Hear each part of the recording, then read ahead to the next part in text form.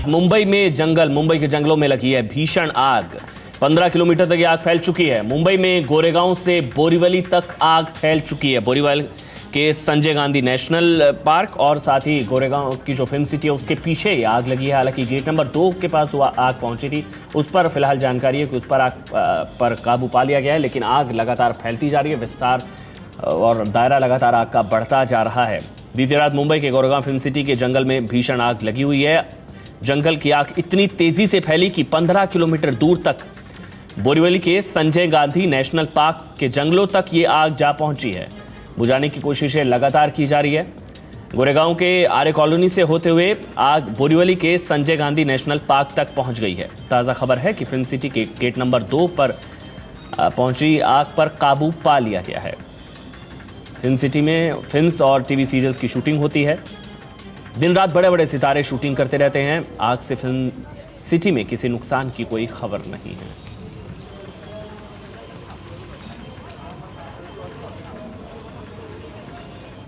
आपको बता दें, मुंबई में गोरेगांव से बोरीवली तक ये आग फैल चुकी है। रात से गोरेगांव फिल्म सिटी के पीछे के जंगल में ये आग लगी थी और अब 15 किलोमीटर तक ये आग फैल चुकी है। फिल्म सिटी के गेट नंबर 2 के पास जो आग पहुंच चुकी थी उस पर फिलहाल काबू पा लिया गया है। 15 किलोमीटर के दायरे में ये आग फैल चुकी थी और आर्य कॉलोनी से होते हुए आग बोरीवली के जंगल तक पहुंची। मुंबई में गोरेगांव से बोरीवली तक आग पहुंची है। फिल्म सिटी में फिल्मों की, टीवी सीरियलों की शूटिंग होती रहती है। बड़े बड़े सितारे यहां पर शूटिंग करते रहते हैं। दिन रात सितारों का फिल्म सिटी में आना जाना रहता है और उस फिल्म सिटी में ये भीषण आग लगी है। आग पर काबू पाने में कई घंटे और लग सकते हैं। कई घंटों से मशक्कत जारी है और अभी भी बहुत समय इस आग पर काबू पाने में लग सकता है। लगातार आप देख सकते हैं फायर ब्रिगेड के लोग, दमकल कर्मचारी यहां पर कोशिशें कर रहे हैं आग पर काबू पाने के लिए।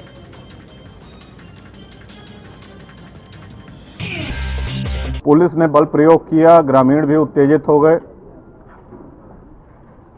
और इसमें पहली गोली चली है पुलिस की तरफ से। जब पुलिस की तरफ से गोली चल गई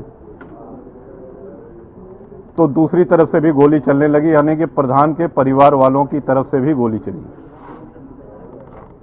और एक गोली सीओ कुंडा के पेट में लगी है। पहले तो नन्हे को पहले मारा तो गांव के लोग नन्हे की तरफ भागे और सारा गांव नन्हे की तरफ चला गए। गुंडे लोग घर पे चढ़कर सुरेश को दौड़ा के मार दिया। उसके बाद सीओ को उधर उस तरफ आगे आकर सीओ को भी मार दी। अच्छा, तो सीओ की हत्या क्यों की गई? जो है सीओ की हत्या की है कि सीओ को मतलब देख गया था और बयान दे देता, इसलिए सीओ को भी मारा गया। अच्छा, कौन लोग थे हत्या करने वालों में? अब हत्या करने वाले जो नन्हे सिंह को किए उसी ने मतलब इन्हीं लोग को किए हैं। सच कौन बोल रहा है? कुंडा के सीओ की हत्या के केस में आरोपी राजा भैया या फिर घटना का चश्मदीद? राजा भैया के मुताबिक ग्राम प्रधान नन्हे यादव के परिवार की तरफ से चली गोली से सीओ जियाउल हक की मौत हुई, जबकि उसी गांव के चश्मदीद का कहना है कि नन्हे यादव की हत्या करने वाले शख्स ने ही सीओ की हत्या की। मारे गए ग्राम प्रधान नन्हे यादव के पिता ने भी गिरफ्तार हो चुके राजा भैया के ड्राइवर रहे गुड्डू सिंह पर शक जताया है। जे सीओ के कत्ल, जे हमारे बच्चा का कत्ल किया तो वह सीओ का कत्ल गुड्डू सिंह ठाकुर है। अरे गुड्डू से हमेशा चली आवत रही हमसे उनसे। आरोपों के बाद राजा भैया ने मंत्री पद से इस्तीफा दे दिया है। तो वहीं कुंडा में मारे गए सीओ के गांव पहुंचे यूपी के मुख्यमंत्री ने परिवार की मांग पर सीबीआई जांच का आश्वासन दिया है, जिसके बाद शव को दफनाया गया। अखिलेश ने परिवार को 50 लाख का चेक भी दिया। परिवार ने मांग किया कि सीबीआई से जांच होनी चाहिए, तो सीबीआई की जांच कर दी है और सीबीआई जांच करेगी। सीबीआई, मैं समझता हूं सीबीआई कोई भी पक्ष छोड़ेगी नहीं जिस पे कार्रवाई न करे। सीबीआई की जांच अभी शुरू नहीं हुई है। सच और झूठ का फैसला होना अभी बाकी है, लेकिन यूपी में राज कर रही समाजवादी पार्टी राजा भैया को बचाने में लगी हुई है। वो 120 के मुलजिमों ने बनाए गए हैं। तो आप जानते हैं पुलिस के अधिकारी यहाँ सब हैं। 120 के मुलजिम के लिए सबूत ढूंढने पड़ते हैं, पुलिस को ले जाना पड़ता है। और उसमें कोई कार्रवाई नहीं होती, मिलेंगे जरूर कार्रवाई। आज लगता ही है कि उत्तर प्रदेश में कानून नाम की कोई चीज है। लॉ एंड ऑर्डर खत्म हो गया। अखिलेश सरकार नाकाम हो चुकी है। इन हालात में अखिलेश को वजारत से चीफ मिनिस्टरशिप से इस्तीफा दे देना।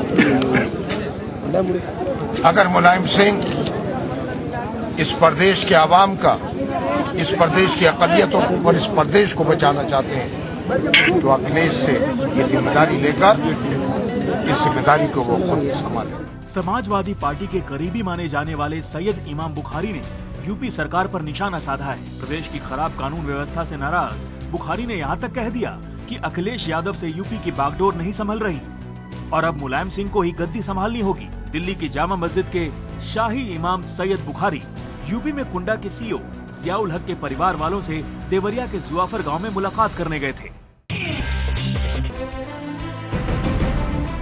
कुंडा के सीओ हत्याकांड के बाद अखिलेश सरकार की जमकर किरकिरी हो रही है, लेकिन ऐसा लगता है कि समाजवादी पार्टी के विधायकों ने नहीं सुधरने की कसम खा रखी है। इलाहाबाद के प्रतापपुर सीट के विधायक विजमा यादव के खिलाफ ये आरोप लगाया है निर्दलीय पार्षद अमित सिंह बबलू ने। अपने शरीर पर जख्मों के निशानों को दिखा रहे अमित सिंह ने आरोप लगाया है कि घर में घुसकर विधायक विजमा यादव और उनके समर्थकों ने उनके साथ गाली गलौज और मारपीट की। 8 बजे रात को प्रतापपुर के विधायक विजमा यादव अपने 150-200 समर्थकों के साथ उनका लड़का गोलू यादव और रामलोचन लड़के रजत यादव असला लगाते हुए मेरे घर पे घुसे और मेरी माँ को मारा, मुझे मारा, मेरे घर में तोड़फोड़ की, लूटपाट की और कहा कि तुम्हें फर्जी मुकदमे फंसवा दूंगी, जेल भेज दूंगी। सपा सरकार है, मैं विधायक हूँ, मेरा कोई कुछ नहीं कर पाएगा, मैं तुम्हारा इलाहाबाद तुमको छुड़वा दूंगी। आरोप तो ये भी है कि खुद विधायक विजमा यादव ने उनकी मां की अंगुली को दांत से काट लिया। मैंने बोला मैं बबलू की मां हूं, पहले मेरे को बताइए क्या बात है। तो बोली नहीं, पहले बुलाइए और आके मतलब हमारा दांत काट ली मेरे हाथ में और फिर मेरे को खींच के लोगों ने सब लोग गिरा दिया नीचे मुझे और फिर बबलू को खींच के लोग मारने लग गए।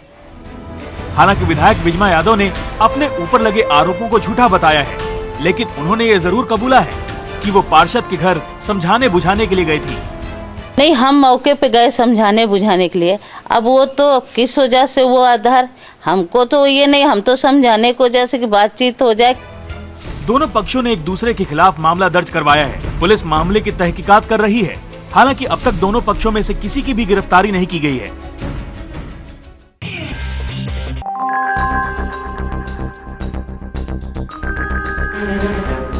उत्तर प्रदेश में अपराधी गुंडे बेखौफ हैं और पुलिस प्रशासन हाथ पर हाथ धरे बैठा है। मुरादाबाद के सिविल लाइंस इलाके में निर्दलीय ब्लॉक प्रमुख योगेंद्र सिंह के भतीजे की कुछ बदमाशों ने गोली मारकर हत्या कर दी।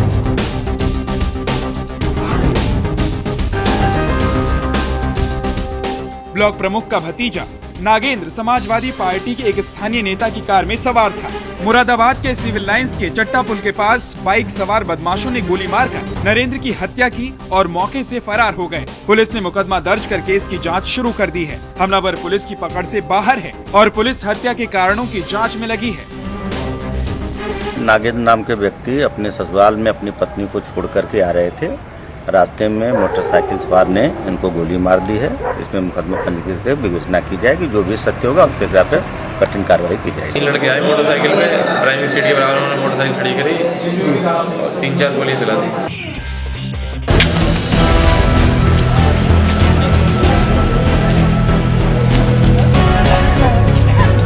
पिछले 2 दिनों से कर्फ्यू लगाने के बाद भी उत्तर प्रदेश के अम्बेडकर नगर जिले का टांडा कस्बा हिंसा की आग में जल रहा है।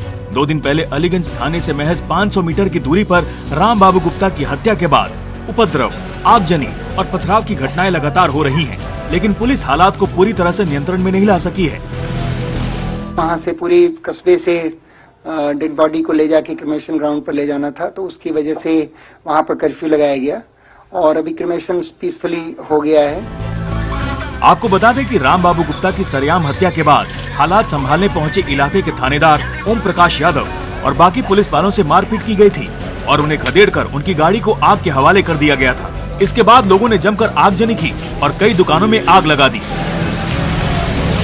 फिलहाल अज्ञात बदमाशों के खिलाफ हत्या का मुकदमा दर्ज कर लिया गया है और अलीगंज के थाना प्रभारी को सस्पेंड कर दिया गया है। पुलिस प्रशासन के बड़े अफसर टांडा में कैंप किए हुए हैं।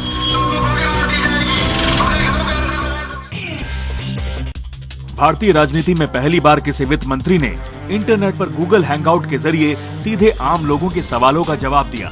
सीधे जनता से सवाल जवाब के इस खास कार्यक्रम में वित्त मंत्री पी चिदम्बरम ने मिडिल क्लास को बजट में खास रियायत न दिए जाने के फैसले का बचाव किया। एक महिला कला कुड़वा के सवाल के जवाब में चिदम्बरम ने कहा कि सरकार को गरीब तबके के विकास के लिए धन की जरूरत है और उसे टैक्स के जरिए ही पूरा किया जा सकता है। यूपी के पीलीभीत से बीजेपी के लोकसभा सांसद वरुण गांधी पर आज एक अहम फैसला आएगा। 4 साल पहले पीलीभीत के बरखेरा में भड़काऊ भाषण देने के मामले में पहले ये फैसला 1 मार्च को आने वाला था। 2009 में लोकसभा चुनाव के दौरान उन पर डालगंज और बरखेरा में भड़काऊ भाषण देने के आरोप लगे थे। डालगंज के केस में पीलीभीत की जिला अदालत वरुण को 27 फरवरी को बरी कर चुकी है। मेघालय में मुकुल संगमा आज मुख्यमंत्री पद की शपथ लेंगे। 60 सदस्यीय विधानसभा में कांग्रेस को 29 सीटें मिली हैं, लेकिन एनसीपी के 2 विधायक और 8 निर्दलीय विधायकों ने संगमा को बिना शर्त समर्थन दिया है। साल 2008 के मुकाबले कांग्रेस ने इस बार 4 सीटें ज्यादा जीती हैं। संगमा मेघालय के मुख्यमंत्री के तौर पर आज दूसरी बार शपथ लेंगे। संगमा को राज्य के 23वें मुख्यमंत्री के तौर पर राज्यपाल RS मुशाहारी शपथ दिलाएंगे। तस्वीरों में आप जिस महिला को देख रहे हैं वो इटली की रहने वाली फ्रांसिस्को है। सोमवार को इस महिला ने वाराणसी के अस्पताल में डॉक्टरों और कर्मचारियों को तो जमकर छकाया ही, पुलिस कर्मियों को भी नहीं बख्शा। बताया जाता है कि नशे के ओवरडोज की वजह से बेहोशी की हालत में फ्रांसिस्को को शिव प्रसाद गुप्त अस्पताल में भर्ती कराया गया था। रात भर इलाज के बाद जब इसे होश आया तो उसने अस्पताल में जमकर हंगामा मचाया। पुलिस ये छानबीन करने में जुटी है कि ये महिला किसी के साथ वाराणसी आई या किसी ने जानबूझकर इसे नशीला पदार्थ खिलाया था।